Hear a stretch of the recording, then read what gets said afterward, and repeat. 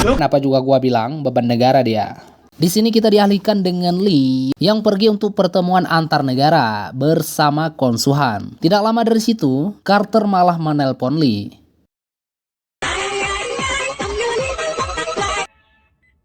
Mengajak Lee untuk bersenang-senang. Namun karena Lee sedang sibuk, maka Lee tidak memperdulikan ajakan si beban itu. Saat sampai di lokasi, pemimpin perdana dunia bernama Renard membuka acara. Konsultan sedang berdakwah di mimbarnya, tiba-tiba ternyata konsulhan hanya tertembak di bagian bahu saja. Mereka juga menemui dengan Komandan Carter yang bernama Dale. Setelah si beban ini banyak permintaan dengan komandannya, ternyata anak konsulhan yang bernama Soyung pun datang dan memberikan pelukan hangat kepada Lee.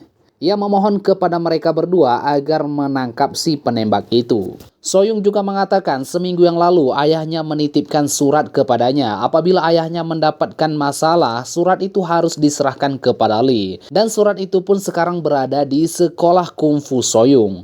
Tanpa pikir panjang, mereka pun langsung OTW. Saat sudah sampai, mereka juga menjelaskan semuanya. Mereka meminta untuk membuka loker milik Soyung. Namun ternyata peraturan di sini mereka harus menunggu guru besar terlebih dahulu. Tapi hal ini pasti tidak diperdulikan oleh Carter. Ia tetap ngotot untuk meminta masuk ke dalam. Tapi malah ia dihadang oleh murid-murid yang ada di sana. Dengan sedikit gertakan, bocah-bocah itu pun langsung geser. Tapi yang ia temukan bukan guru besar, tapi murid yang besar.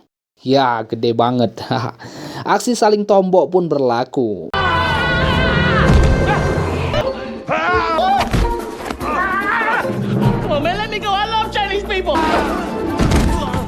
Saat guru besar pun datang, Carter langsung meminta izin untuk membuka loker milik Soyung. Di sini guru besar itu mengatakan kalau loker Soyung sudah digeledah oleh sekelompok geng yang memiliki senjata lengkap. Mereka pun mengancam agar membunuh konsulhan juga Soyung. Tanpa banyak cengkonek, mereka pun langsung OTW lagi ke rumah sakit. Dan benar saja, ternyata geng itu sudah datang ke rumah sakit untuk mewakfuanakan konsulhan. Lee pun punya rencana untuk menghentikan rencana geng itu. Ternyata, terkadang si beban ini pun punya manfaat. Dan geng itu pun langsung masuk ke dalam rumah sakit. Pada saat mereka pindah kamar,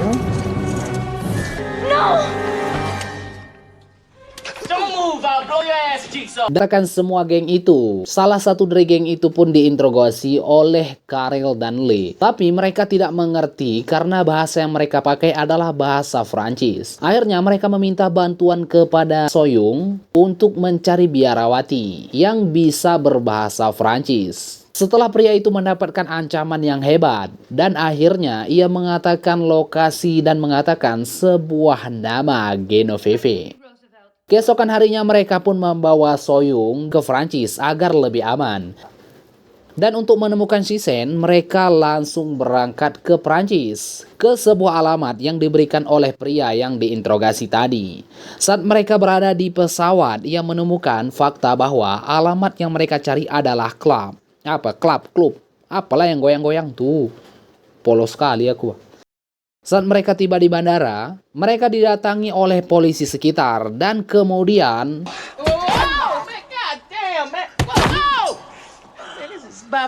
mereka mendapatkan cubitan manis dari negara itu. Singkat cerita, mereka pun berangkat ke bar menggunakan taksi. Tapi Carter malah ribut dengan sopir taksi itu yang bernama George. Karena sopir taksi itu sangat benci dengan orang Amerika karena mereka membuat kekacauan seluruh dunia dan berlagak bagaikan pahlawan. Nah, betul lah.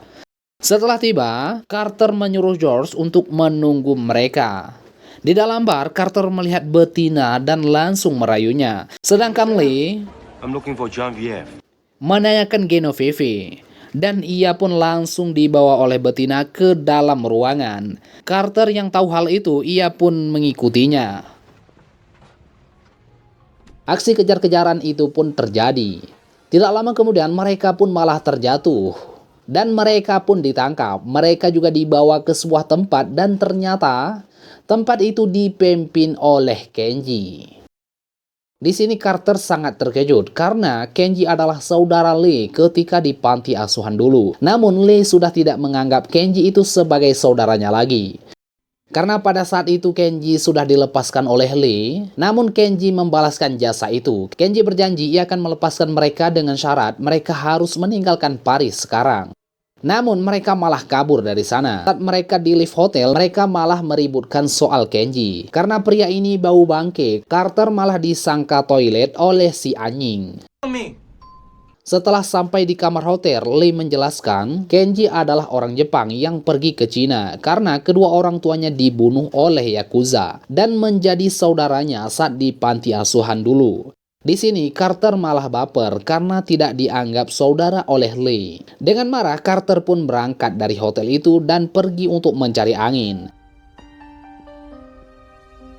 Sambil duduk-duduk manis, Carter malah melihat wanita yang ia temui beberapa hari yang lalu. Ia masuk ke sebuah gedung pertunjukan yang diadakan oleh Genovese. Dan besi hangat pun membanjiri mereka, tapi nggak kena. Dan mereka pun kabur dengan membawa si betina ini. Dan ternyata di sana George yang siap memantau mereka dan siap menjadikan sopir mereka kemanapun mereka pergi. Setibanya di hotel, Lee menyuruh Carter untuk menanyakan masalah si Sen kepada Genovese. Tapi karena pakaian Genovese yang mendakjalkan, Carter malah sangian dan nggak jadi nanya. Malah yang terjadi... Here I come. Di sisi lain, Lee yang sedang berada di balkon, ada orang yang memberikan isyarat bahwa ada orang yang ingin menyerangnya. Namun Lee malah nggak paham dengan isyarat itu. Si penyerang itu ternyata seorang betina yang sempat ingin membunuh Lee di klub beberapa malam yang lalu. Karena kejadian itu, mereka pun pergi ke rumah George. Tapi istrinya George mepepet karena takut terjadi apa-apa. Dan di sini barulah mereka bertanya tentang si Sen kepada Genovese. Setelah aura Genovese dibuka, Carter malah kaget. Ternyata si Sen adalah sebuah daftar pemimpin Cina yang dibuat rahasia. Karena di dalam ketegangan ini, Kenji menelepon bahwa ia telah menculik Soyung. Dan akhirnya Kenji meminta pertukaran Genovese dengan Soyung malam ini juga.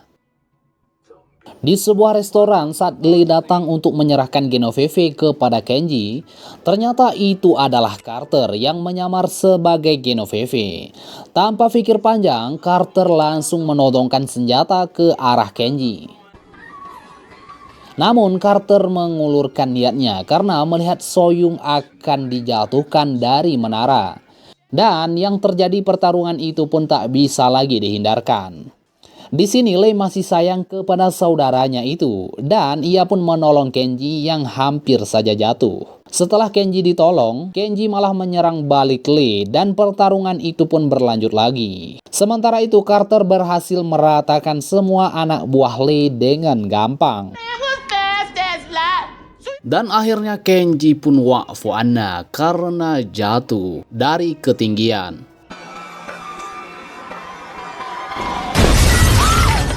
Masalah pun datang lagi. Ketika wanita Cina yang berusaha menjatuhkan Soyung tiba-tiba,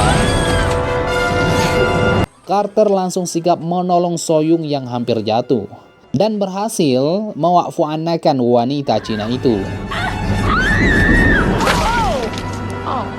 Dan masalah pun habis.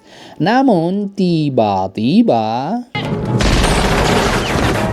ternyata anak buah Kenji kembali menyerang. Soyung dan mereka pun kabur untuk menghindari dari kelompok itu.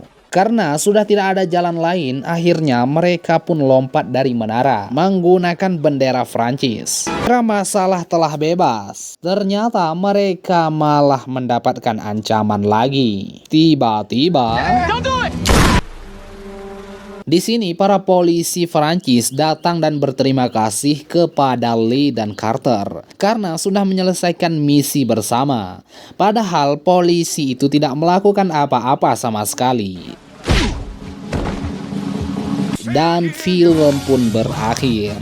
Oke lah, ini alur cerita Rush Hours yang terakhir. Semoga kalian suka dan jangan lupa beribadah agar tidak menjadi sampah di dunia. Dan dengan ibadah, ketenangan di dalam pikiran kalian akan datang.